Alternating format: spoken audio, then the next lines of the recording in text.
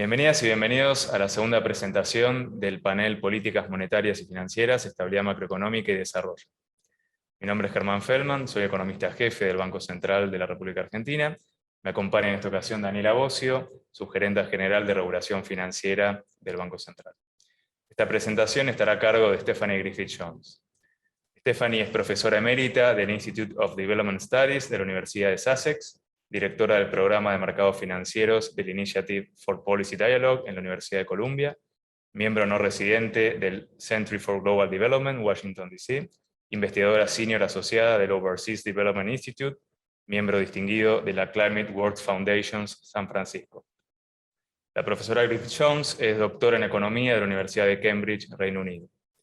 Investiga y asesora sobre políticas para la reforma de la arquitectura financiera nacional e internacional, con reciente interés en bancos de desarrollo nacionales, regionales y multilaterales. Lidera varios proyectos de investigación sobre temas financieros y macroeconómicos internacionales, ha escrito o editado 25 libros y ha publicado numerosos artículos en prestigiosas revistas periódicas. Stephanie, es un placer contar contigo en nuestras jornadas monetarias y bancarias. El escenario es tuyo. Muchas gracias, Germán, por la gentil introducción y sobre todo por la invitación a participar en esta serie de seminarios tan importantes.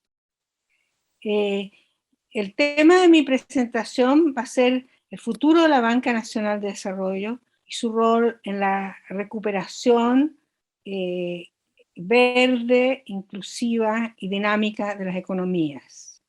Voy a partir con algunas pequeñas aproximaciones teóricas. Estamos en un contexto en que mundialmente hay una especie de renacimiento de la banca pública de desarrollo.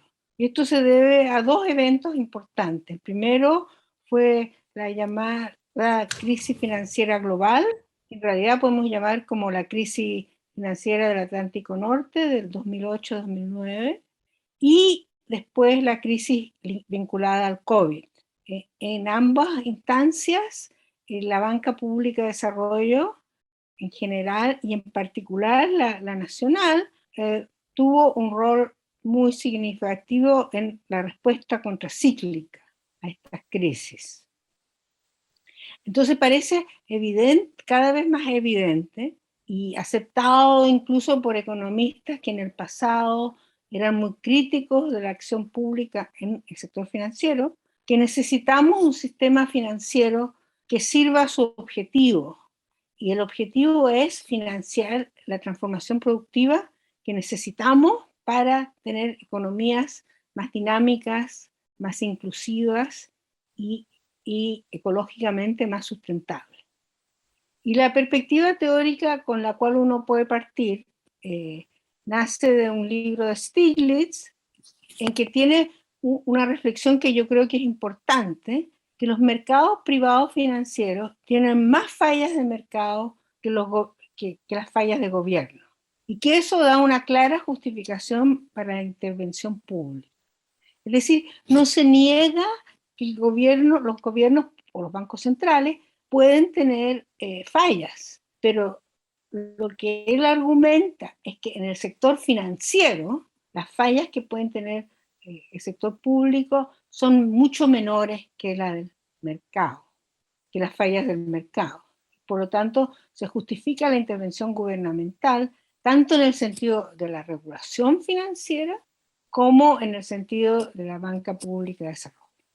Y además hay muchas fallas de mercado en crear, por ejemplo, una economía de bajo carbono o una economía más dinámica con innovaciones más importantes, porque como quiero presentar después, hay muchas fallas de mercado también en esos mercados, en el mercado de la innovación, en la actividad de la innovación particularmente en el sector verde. Entonces por ello se combinan estas fallas de mercado del sector financiero y de la actividad de innovación, del cambio estructural. Pero además de esta justificación más neoclásica, digamos, basada en las fallas de mercado, también está el problema de la incertidumbre. Es decir, el financiamiento privado es muy renuente a financiar actividades que tienen retornos inciertos y riesgos significativos, así como externalidades, que son justamente los sectores y las actividades que son claves para la transformación estructural a economías más dinámicas, más inclusivas y más verdes. Entonces, esto es particularmente clave en el sector, por ejemplo, de una transformación radical a economías más sustentables, en que los cambios que se requieren son muy significativos. Digamos, el caso para la banca pública de desarrollo nace de las profundas limitaciones que tienen las finanzas privadas cuando actúan por sí solas. Digamos, en todos los momentos hay una falta de crédito de largo plazo que se hace escaso y caro, especialmente para las pequeñas y medianas empresas y para las empresas nuevas y normalmente más innovadoras. El sector privado solo, el sector financiero privado, no está dispuesto a financiar proyectos claves para el desarrollo productivo que tiene mucha incertidumbre. Y esta incertidumbre aumenta en tiempos de COVID y también en relación a la transición climática. Entonces, como señalaba, no hay suficiente financiamiento privado de largo plazo, que es clave para la transformación estructural. Y en este momento uno de los desafíos más importantes para la transformación estructural de la economía es la economía verde, que presenta grandes desafíos. Y un ejemplo que tenemos es que la Banca Europea de Inversiones, el European Investment Bank, que hace financiamiento importante en los 27 estados de la Unión Europea, ha aceptado el compromiso de que el 50% de sus préstamos a partir del 2025 va a estar dedicado a actividades de carbono bajo, cero. Entonces es esta banca pública a nivel europeo que va a financiar, ayudar a financiar la gran transformación a una economía verde. Y en segundo lugar, durante y después de crisis, ya sean estas generalmente financieras o ahora en la crisis del COVID, las instituciones privadas financieras típicamente reducen sus préstamos o los aumentan en forma insuficiente, es decir, se comportan en una forma procíclica. Bueno, ahora hay un caso más positivo para la banca de desarrollo, que va más allá de las limitaciones que tiene las finanzas privadas. Y es los roles claves que la banca de desarrollo pública puede jugar tanto a nivel multilateral, regional y nacional. Es importante destacar que la banca pública de desarrollo financia 2.3 miles de millones, o sea, trillions en americano, anualmente. 2.3 miles de billones de dólares al año, que representa el 10% de la inversión global. O sea, son actores importantes. En términos de sus activos totales, representa 14 mil millones de dólares. O sea, son sumas importantes. Y en términos de la Banca Nacional de Desarrollo, que es la parte más importante, esta tiene mucha importancia tanto en los países desarrollados, en los países emergentes y en los países más pobres. Y esto es interesante porque hay una literatura conservadora que argumenta que la banca de desarrollo es para una cierta etapa, una etapa inicial de desarrollo, y que una vez que los países estén más desarrollados, no necesitan banca pública de desarrollo. Pero esto no es así porque algunos de los países donde hay banca pública más grande, por ejemplo Alemania, Francia, Canadá, son países desarrollados con ingresos altos. Entonces, parece ser de que en todas las etapas del desarrollo hay necesidad de tener una banca pública de desarrollo, por supuesto, con niveles y actividades diferentes.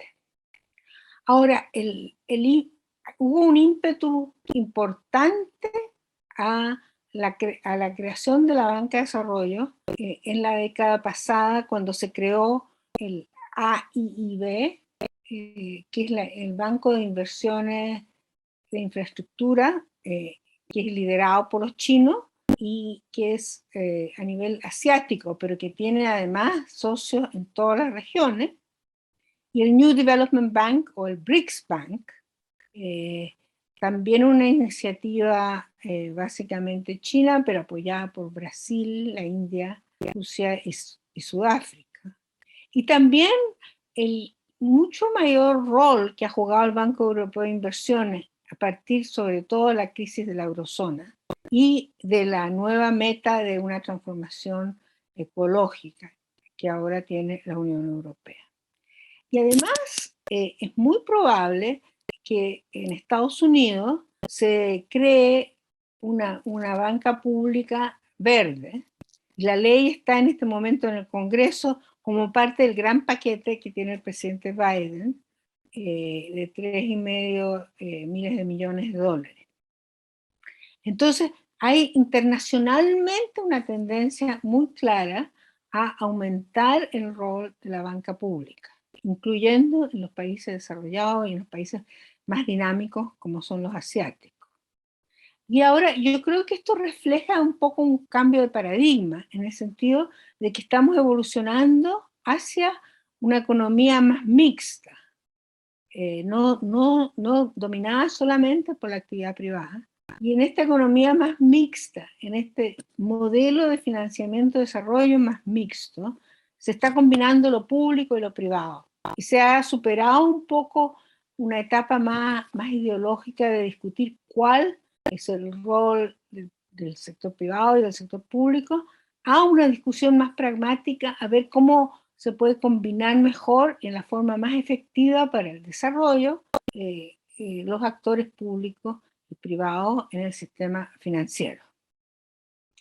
Ahora, la banca pública también tiene un aspecto atractivo para los gobiernos porque puede proveer apalancamiento valioso a recursos fiscales que son escasos, sobre todo en los países en que la banca pública se financia en parte en los mercados de capitales, ya sea locales o internacionales, o se financia, por ejemplo, con contribuciones financieras de los organismos públicos internacionales como los bancos regionales, en el caso de nuestra región, el Banco Interamericano de Desarrollo, la Corporación Andina de Fomento, Banco Latinoamericano de Desarrollo, que pueden proveer fondos adicionales. Entonces, al apalancar los recursos públicos, se puede lograr mayor impacto en el desarrollo con recursos más limitados. Y la otra gran ventaja de la banca pública de desarrollo, que como se financia con recursos de largo plazo, en general los recursos que puede prestar o aportar de distintas maneras tienen plazos muy largos. Típicamente más de la mitad de los préstamos de los bancos nacionales de desarrollo tienen más de 10 años. Entonces son ideales para inversión que madura en el largo plazo. Entonces, en este libro que editamos con José Antonio Campos, pudimos concluir que tienen varias funciones importantes. La primera, que empecé a referirme, es proveer financiamiento contracíclico, que es un rol bien importante. En segundo lugar, ayudar a financiar la transformación estructural que los países necesitan. Y sobre todo afrontar el riesgo de una emergencia climática que ya enfrentamos, pero además ayudar en este momento a la recuperación económica de la crisis del COVID y lograr economías más equitativas, que es un gran desafío para los países de América Latina. Un tercer rol es que deben ayudar a profundizar los mercados locales de capital. Y particularmente, por ejemplo, el mercado de bonos en moneda local. Deben ayudar también a lograr una mayor inclusión financiera de las pequeñas y medianas empresas, de las personas de recursos más limitados, que es otro sector donde el sector privado por su cuenta no llega a las pequeñas y medianas empresas, no llega a las personas de menores recursos. Y finalmente financiar bienes públicos nacionales o globales, ayudar a financiarlo.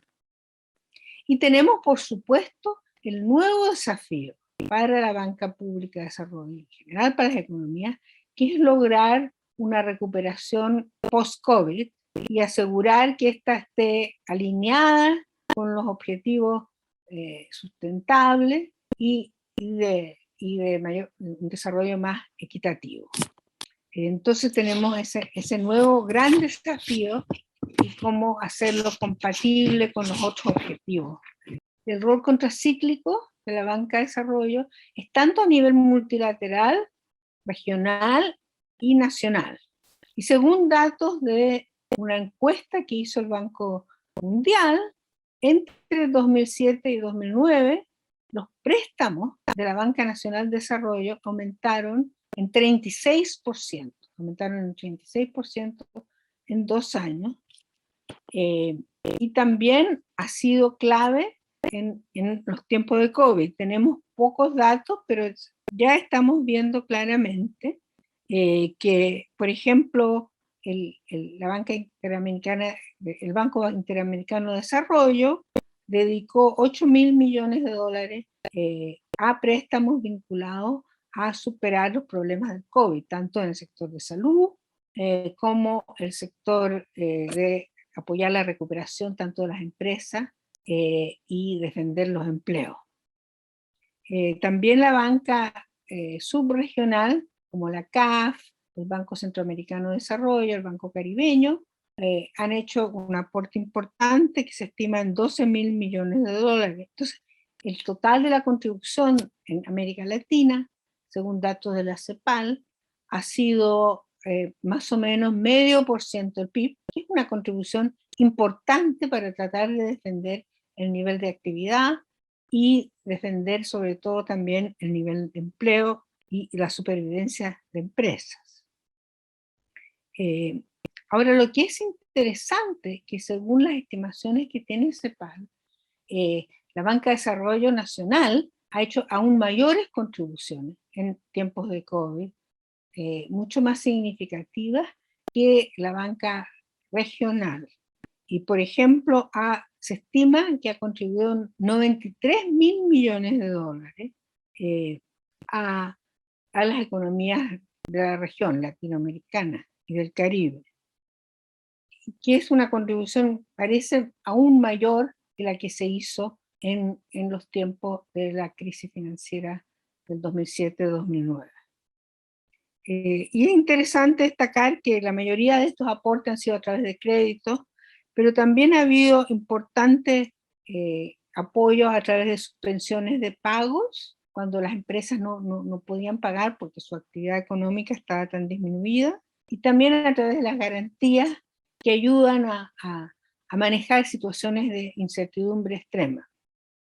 Ahora, estos aumentos que han ocurrido en América Latina son importantes, pero en otros países han sido incluso mayores. Por ejemplo, el Banco de Desarrollo Alemán, que es uno de los más grandes del mundo, ha visto sus préstamos, particularmente en Alemania, pero también internacionalmente, aumentar en 90% el año pasado. 90%. O sea, es una contribución muy significativa a tratar de mantener actividad económica.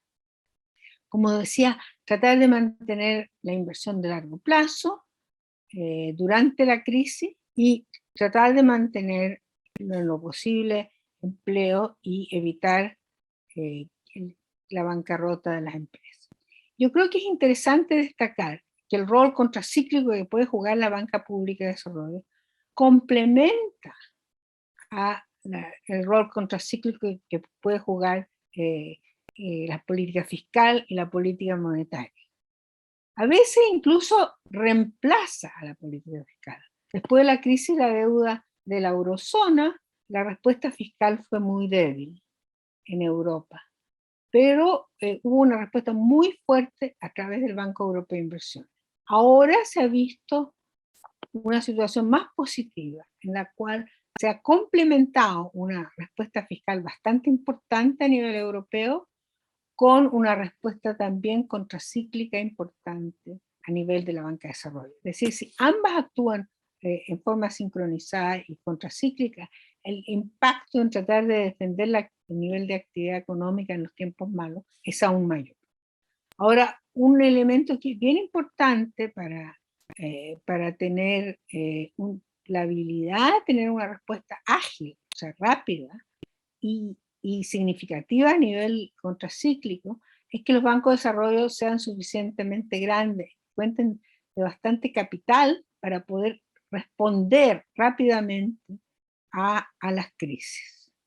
Y eso ha sido muy importante en los tiempos de COVID, y la respuesta, por ejemplo, a nivel regional, ha sido menos importante, y también a nivel del Banco Mundial, por ejemplo, porque su capital no le ha permitido responder en forma ágil. Entonces, el problema de la escala de la banca de desarrollo, la escala de su capital, es un tema importante.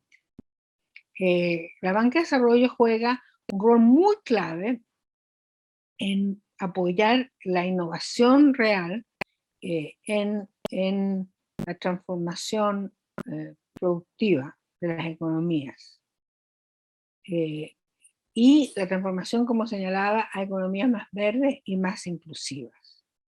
Lo que tienen la ventaja es que tienen lo que se llama capital que es de largo plazo, paciente, capital paciente, y comprometido con esa transformación estructural. Y con ese objetivo pueden financiar sectores nuevos o programas que cruzan los sectores, lo que se ha llamado misiones, lo que Mariana Mazzucato llama misiones, donde hay altos niveles de incertidumbre. Y un ejemplo creo bien interesante es que la banca pública de desarrollo, por ejemplo, así como los gobiernos, han financiado la vacuna contra el COVID. El caso, por ejemplo, del Banco Europeo de Inversiones hizo un préstamo a una empresa entonces no muy conocida, pero que ahora todos conocemos, que se llamaba BioNTech, de una forma muy ágil y muy rápida, y después de ellos hacer un avance tan importante, se aliaron con Pfizer y pudieron producir esta vacuna que ha sido tan efectiva. Entonces eso se celebra mucho, pero no se dice que en parte la actividad pudo ser financiada en forma tan rápida porque un banco público, en este caso el Banco Europeo de Inversiones, pudo financiar eso en forma rápida, porque también tenía un alto nivel de conocimiento técnico, es decir, estos bancos públicos de desarrollo tienen en general equipos técnicos muy importantes, de científicos, de ingenieros, que entienden los sectores, que son especialistas, entonces pueden evaluar en forma más eficiente la calidad de los proyectos. También muchas de estas transformaciones estructurales tienen grandes externalidades, es decir, efectos que no se reflejan en el proyecto individual, sino que generan beneficios para otras empresas. Entonces, desde el punto de vista privado, esas externalidades no son evaluadas por los mercados, y los bancos públicos pueden, por ejemplo, usar precios sombra del carbono, que ha sido usado, por ejemplo, por el Banco Europeo de Inversiones hace más de una década, que puede ir subiendo ese precio del carbono, y entonces genera un sesgo hacia proyectos que son de un valor ecológico más alto, porque toman en cuenta las externalidades verdes. Entonces, para terminar, este punto que es muy importante es que generan un efecto valioso en definir nuevos sectores, en la cual la innovación tecnológica, por ejemplo, es muy importante, para implementar, por ejemplo, políticas de clúster, políticas de desarrollo industrial, porque ayudan con el financiamiento de esa política.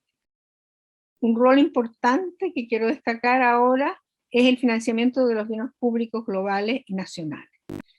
Estos bancos públicos tienen grandes ventajas de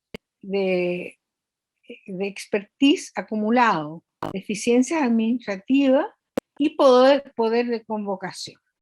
Es decir, si un banco importante como el Banco Interamericano de Desarrollo, el BNDES, acepta financiar parte de un proyecto, eso genera un atractivo para que se unan otros financistas, por ejemplo, privados, inversionistas nacionales y extranjeros, porque es una especie de señal también al mercado de que esos proyectos están bien evaluados, son valiosos, van a generar buenos rendimientos. Entonces, eso es muy valioso, y la banca pública además puede ayudar a generar el marco de política económica, por ejemplo, para la transformación verde. En el caso de Alemania y de China, el Banco Público de Desarrollo no solo ayudó a financiar, por ejemplo, la transformación a la energía renovable, sino que ayudó a diseñar todo el programa de feed-in tariffs para lograr que ese tipo de financiamiento de inversión sea rentable. Puede además ayudar a movilizar importantes fondos adicionales, particularmente privados, pero también, digamos, públicos internacionales y de estos fondos climáticos que existen y otro tipo de fondos. O sea, la idea es no solo canalizar los propios fondos públicos para, digamos, implementar una estrategia de desarrollo estructural, de transformación estructural, sino que también ayudar a canalizar fondos privados hacia esos fines deseables. También pueden mostrar el valor de ciertos sectores, su rentabilidad y su efectividad. Por ejemplo, invirtiendo en energía solar, en energía eólica, ahora en hidrógeno verde, pueden mostrar el valor de esos sectores y su rentabilidad, y después pueden entonces acelerar el proceso de inversión a través del mecanismo privado. Y en ese sentido es bien interesante tomar los ejemplos de Alemania y China, en donde el Banco de Desarrollo Alemán, el KfW, fue el primer prestamista y el único prestamista, por ejemplo, a la energía solar. Entonces eso ayudó a crear un mercado importante de energía solar en Alemania. Y después, una vez que eso ya empezó a diseminarse, el Banco Chino de Desarrollo, el CDB, que es el banco de desarrollo más grande del mundo, jugó un papel totalmente clave en introducir la energía solar en el mercado chino, y además con eso, dada la gran escala del mercado chino, ayudó a que hubiera mayores economías de escala, y eso redujo los costos para los paneles solares, lo cual facilitó la introducción de energía solar no solo en China, sino que a nivel mundial, porque hoy día la energía solar es en muchos casos más barata que la energía basada en fósiles. Entonces hubo ahí una externalidad no solo a nivel nacional, sino que a nivel global. Entonces eso yo creo que ilustra el rol positivo que la banca de desarrollo puede jugar. Entonces eso nos lleva a concluir, digamos, que hay una mayor necesidad de una escala mayor y de la existencia de banca pública a nivel multilateral, regional y nacional. Y yo creo que es interesante hacer la pregunta si la escala existente de la Banca Nacional de Desarrollo es suficientemente grande para las necesidades de desarrollo y de transformación verde que tiene, por ejemplo, América Latina. Y además, para financiar la recuperación del COVID, que es otro desafío sumamente grande. Y es interesante mirar que economías tan exitosas como es la China y la alemana, que son tal vez las economías más exitosas en sus respectivas regiones, tienen bancas nacionales de desarrollo muy grandes en proporción a su PIB. Obviamente no es el único factor, pero uno puede tener la hipótesis de que es un factor importante. Ahora, esto es en un panorama en que en América Latina tenemos muy bajos niveles de desarrollo, muy bajos niveles de inversión, tanto privado como público. Lo hemos tenido por mucho tiempo, pero especialmente en tiempos post-COVID o durante el COVID. El sector público está limitado para aumentar mucho la inversión pública por su espacio fiscal limitado, aunque es esencial que lo haga. Y el sector privado, frente a este periodo de incertidumbre, también es renuente a aportar recursos adicionales. Entonces, el rol que tiene que jugar la Banca Nacional de Desarrollo es muy clave y puede ayudar a apalancar recursos públicos. Entonces, mientras más urgente, ¿cierto?, es la necesidad de recuperación, la necesidad de transformación estructural, se hace más urgente tener una banca pública que pueda complementar el financiamiento privado y hacer más factible un nuevo modelo económico que sea más dinámico, más sostenible y más inclusivo. Entonces, la conclusión es que la banca pública de desarrollo es muy necesaria tanto a nivel nacional como a nivel multilateral y regional.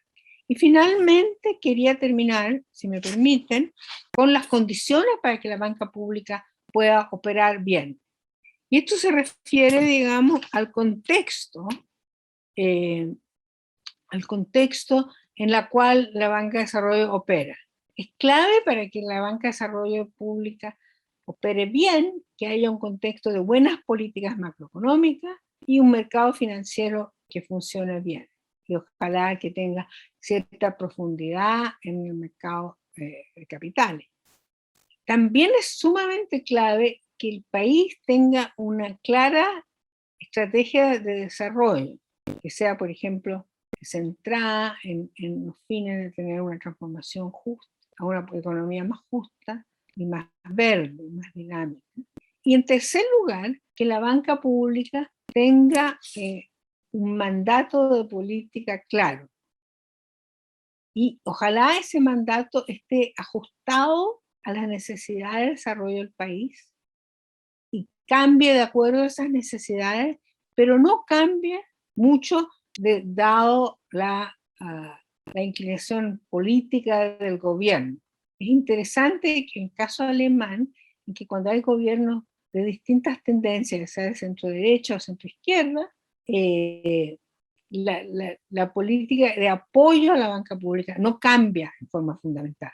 Por supuesto, hay sutilezas diferentes y un gobierno más de centro derecha enfatiza más el rol del mercado, si es de centro izquierda enfatiza más en la actividad pública, pero hay un consenso alrededor de que las instituciones públicas tienen un cierto valor. Entonces eso le da continuidad y le da habilidad de tener una perspectiva más de largo plazo.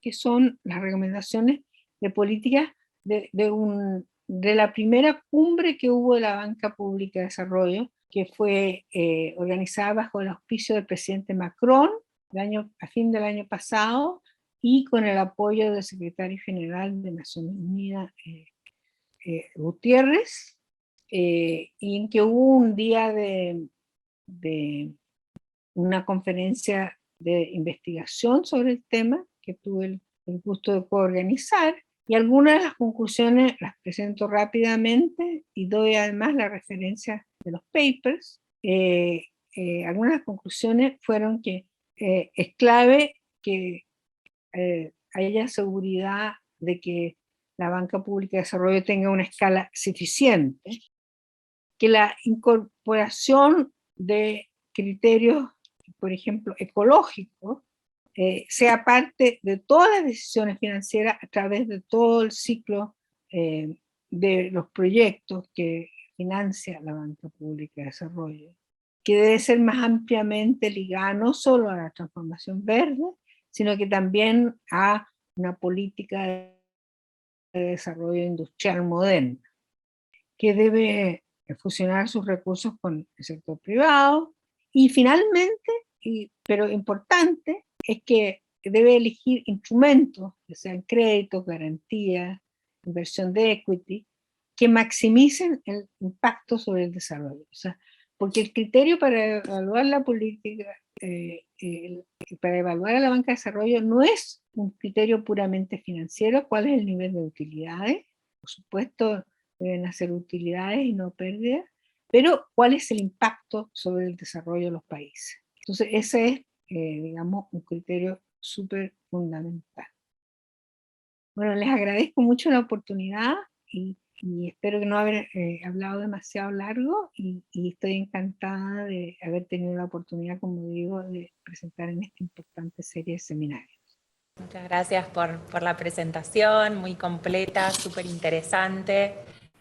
Muy interesante la perspectiva del rol y de las necesidades de la banca pública de desarrollo en el contexto actual de pandemia, y el repaso por el apoyo en las distintas regiones del mundo, y también su rol fundamental en términos de financiamiento de largo plazo y de transformación productiva y de transformación en términos de reformas estructurales necesarias, que están bien vinculadas a cuestiones y perspectivas bien de largo plazo, y esta perspectiva inclusiva, ¿no? Esta perspectiva de lo público y inclusiva, también considerando las cuestiones de la recuperación hacia una economía ecológicamente sustentable.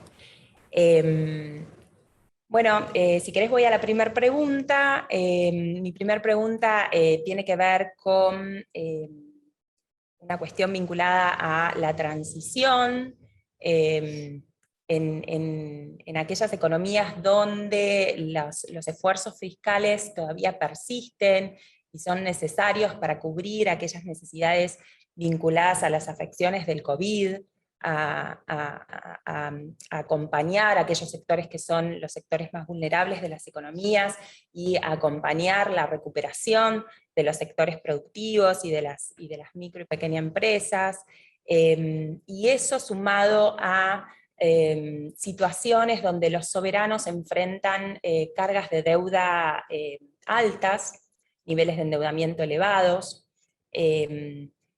¿Cómo sería esa transición hacia una estrategia a las economías verdes, considerando esas condiciones o esas necesidades fuertes de financiamiento para cubrir los servicios de deuda? Bueno, esa es una pregunta muy importante y por lo tanto muy difícil de contestar, pero es absolutamente, yo creo, crucial, porque digamos, como nos dicen los expertos en ecología, los científicos, el planeta no puede esperar, o sea, estamos en una emergencia climática. Entonces, no es posible postergar el financiamiento a la transición ecológica porque es tan urgente. Por otra parte, como usted muy bien señala, los países, particularmente los países emergentes y más pobres, tienen restricciones de espacio fiscal, ¿cierto? Y en particular en relación a sus niveles de endeudamiento externo, y que pueden llevar, para evitar aumentar el nivel de deuda a niveles que podrían ser insostenibles, como Argentina bien conoce. Entonces hay ahí un verdadero dilema que en parte se puede solucionar, digamos, si la comunidad internacional viene a ayudar, digamos. Y yo creo que el reciente acuerdo para emitir derechos especiales de giro, SDRs, es muy valiosa en ese sentido. Y tal vez hay que pensar en una segunda emisión de derechos especiales de giro. Y también está el tema de cómo se distribuyen esos derechos especiales de giro, sobre todo a partir del hecho de que los países desarrollados no los necesitan, como usted bien sabe.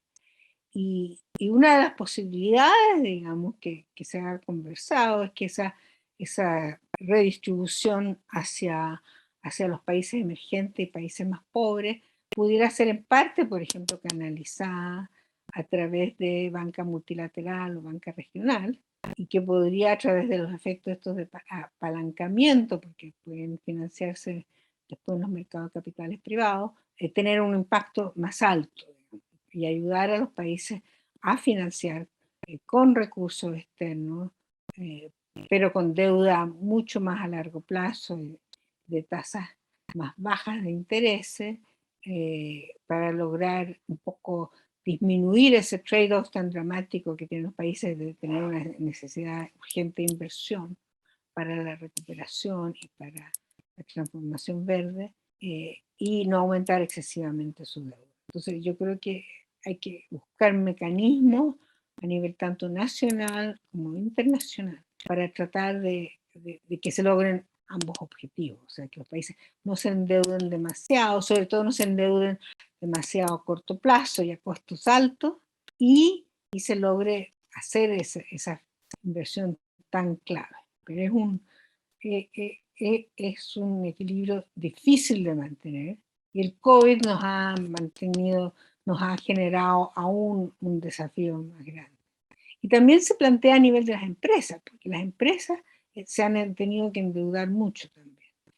También en ese sentido es un elemento interesante pensar en la posibilidad de que la banca de desarrollo, por ejemplo, genere también instrumentos no solo de deuda, sino que apoyo de inversión directa a que tome participación en las empresas. Porque al aportar a través de equity, las empresas nos están endeudando adicionalmente. Entonces, yo creo que hay distintos mecanismos que hay que pensar de una manera creativa para lograr, tratar de conciliar estos objetivos que son bien difíciles de conciliar, pero que son claves de lograr. Quisiera volver a un punto de tu presentación acerca de las condiciones para que los bancos de desarrollo operen bien. Tú mencionabas, por un lado, la importancia de las buenas políticas macroeconómicas, el buen funcionamiento de los sistemas financieros en los cuales los bancos de desarrollo operan, y la estrategia de desarrollo de los países, que tengan una clara estrategia de desarrollo. Quisiera consultarte quizás, por un lado, los desafíos de gestión que pueden tener los bancos de desarrollo, que por un lado, a diferencia de los bancos comerciales, de la banca privada, no tienen como objetivo maximizar los beneficios, sino un objetivo social, un objetivo de bien público, pero por otro lado tampoco pueden desentenderse del impacto patrimonial de las políticas que llevan adelante, las políticas financieras que llevan adelante. Y por otro lado, respecto de los marcos regulatorios. ¿Sí? En general hay ciertos países, como incluso países de la región, que tienen modelos de sistemas financieros que tienden a tener modelo de banca universal, ¿sí? Donde uno no ve esa especialización en los distintos segmentos del sistema bancario. Entonces, un poco qué pensamiento tiene sobre las eventuales necesidades de repensar los marcos regulatorios como para facilitar el desarrollo, o sea, la creación en los casos en los cuales no tengan banco de desarrollo, y el buen funcionamiento de los bancos de desarrollo existentes. Sí, eso también es una excelente pregunta. Nosotros para esta cumbre encargamos un estudio que lo hicieron Lavinia Barros de Castro, Ricardo Gottschalk y Jejun Yu, en que justamente estudiaron todos estos dilemas que usted señala tan bien, Germán. Por ejemplo, ¿debe la banca de desarrollo ser regulada igual que una banca comercial? o debe tener ajustes a esa regulación para poder permitirle cumplir mejor su papel. De hecho, la mayoría de los bancos de desarrollo de la región están dentro del marco de Basilea, de la regulación bancaria de Basilea, pero hay algunas tensiones y señalo solamente dos. Una es que, digamos, los acuerdos de Basilea se preocupan de los plazos. Es decir, mientras más largo es el plazo de los préstamos, ¿cierto? Tienden a penalizar más porque aumenta la incertidumbre y entonces se hace más riesgoso desde un punto de vista de estabilidad financiera. Sin embargo, la banca pública de desarrollo tiene en general fuente de financiamiento de largo plazo. Y entonces cuando hace un préstamo a largo plazo no se genera un descalce entre activos y pasivos. Entonces, tal vez esa preocupación porque los préstamos sean más penalizados mientras sean más de largo plazo, no es tan apropiado para una banca de desarrollo. Y también la regulación de Basilea, y en general la regulación bancaria se preocupa por cuando un banco le presta en forma muy concentrada a cierto sector. Pero si uno está buscando justamente desarrollar clústeres, hacer una política industrial focalizada en ciertos sectores específicos, a veces necesita grandes préstamos para grandes proyectos. Entonces, también ahí es una limitación posible la regulación bancaria. Entonces, yo creo que es muy importante que haya ahí un diálogo entre, digamos, los reguladores bancarios, tanto en los bancos centrales, que ustedes también conocen, y en los organismos supervisores y regulatorios en general, y la banca de desarrollo, para ver si es necesario tener un ajuste, digamos, a la regulación. Y usted también señaló un tema interesante de los dobles objetivos que tiene la banca de desarrollo. Claramente yo creo que es importante que la banca de desarrollo tenga algún nivel de utilidades. Además es muy útil si tiene utilidades porque las reinvierte. Todas las utilidades de los bancos de desarrollo van en general a la reserva y a aumento de capital. Entonces puede expandir su actividad en la medida que sea rentable. Pero y es muy malo, por supuesto, que tenga pérdidas, porque eso significa que el gobierno va a tener que hacer un aporte fiscal adicional. Y es bueno que si hay necesidad de subsidiar algunos sectores, porque hay una justificación clara, si se le presta a sectores muy modestos, por ejemplo, a regiones muy atrasadas, puede haber un caso para subsidio, pero que estos sean explícitos, claros y bien focalizados. Pero el objetivo principal de la banca de desarrollo, como usted mencionaba, es el impacto sobre el desarrollo. Entonces, tiene que conciliar los dos objetivos y en cierta manera en ese sentido es una labor más difícil que una banca comercial cuyo único objetivo es maximizar utilidades de corto plazo.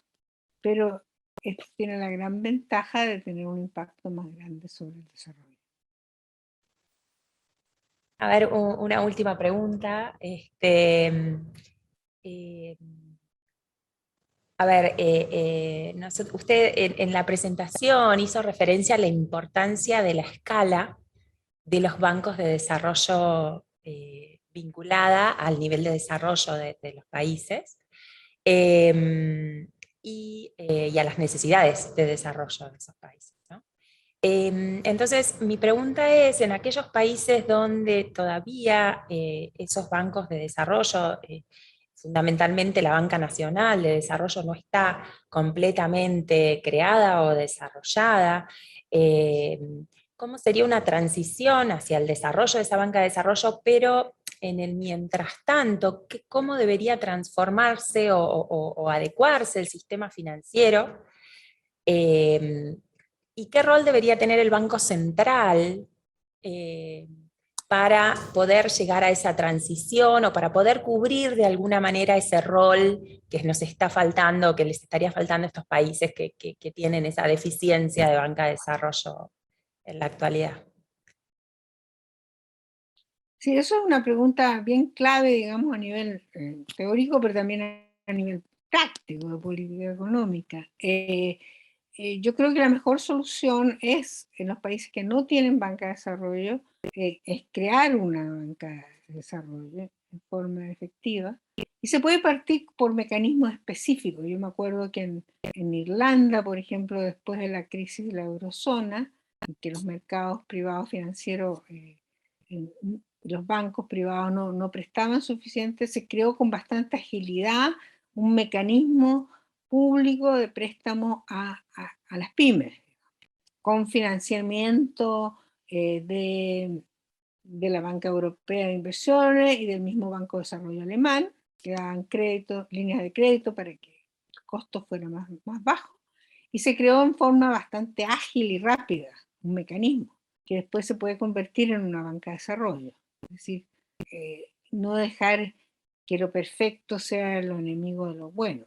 Si no hay tiempo de crear una banca de desarrollo, empezar con algo así y después avanzar, digamos, hacia a crear una institución pública, pero empezar a generar mecanismos financieros públicos o público-privados que permitan cumplir en forma urgente estas tareas tanto de recuperación económica, de financiamiento a la pequeña y mediana empresa y de transformación productiva, digamos, más a largo plazo. Entonces eso se puede crear, digamos, y para los países que tienen banca pública ya existente, pero pequeña, ¿cierto? Yo creo que es muy importante aumentarles el capital, que es una inversión relativamente limitada, porque con recursos relativamente pequeños, a través del apalancamiento, se puede generar un impacto bastante grande. Yo creo que un incentivo a esto es el hecho, por ejemplo, como decía, que Estados Unidos muy probablemente va a crear una banca pública verde, digamos, en un par de meses, si esto es aprobado ahora en el Congreso. La India está pensando crear, que había cerrado su banca pública, por ejemplo, para sectores de infraestructura, ahora encuentra que sin banca pública no puede financiar suficientemente su infraestructura, entonces está creando varios países en Europa Central, Europa Oriental, también están creando banca pública. Entonces eso, un poco yo diría que la región nuestra, latinoamericana, fue donde partió mucho de la banca pública.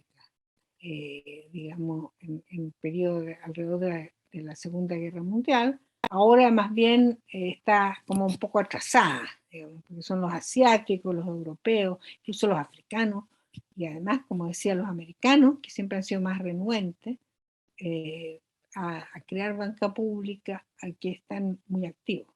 Debo decir que en el caso de Estados Unidos es bien interesante, porque en la época de Roosevelt, del New Deal, después de la Gran Depresión que hubo, los 30, de hecho, la banca pública jugó un rol absolutamente clave junto a la inversión pública para financiar el New Deal de los años 30. Y en ese momento la banca pública que existía pasó a ser más grande que Wall Street, más grande que Wall Street, ¿no?